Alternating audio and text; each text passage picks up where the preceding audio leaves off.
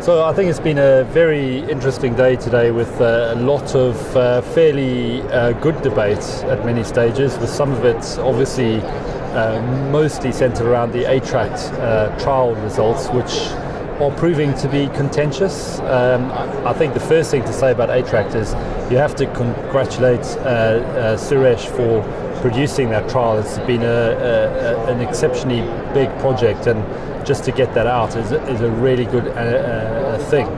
I think the questions we now have to challenge is we have to look at our practices and be challenged by the results of ATTRACT and come back with questions to direct where we go with evidence in the future. So I think ATTRACT was undoubtedly a highlight.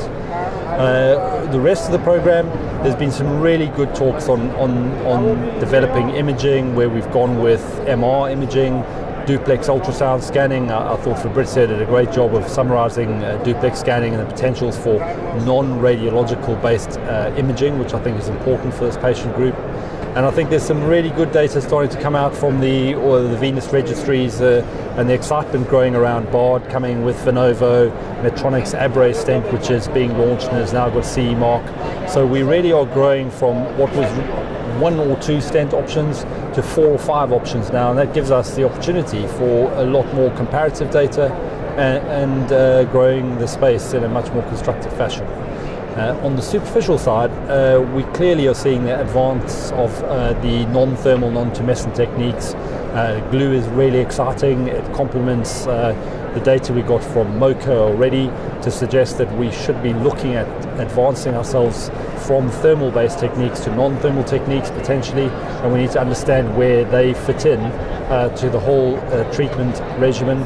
And once again, we've seen some wonderful talks on pelvic vein congestion syndrome, which is really a big unanswered question, and lymphedema therapy, which I think we need to highlight more of, because lymphedema is extremely ignored in the population.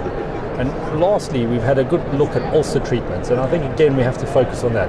We fail these patients, and unless we start healing ulcers, we're not going to make progress with some of the things that really worry patients, which is a lifetime of bandages and dressings and wounds and so on. And we're really seeing some interesting stuff coming from there now on how to improve our ulcer care pathways.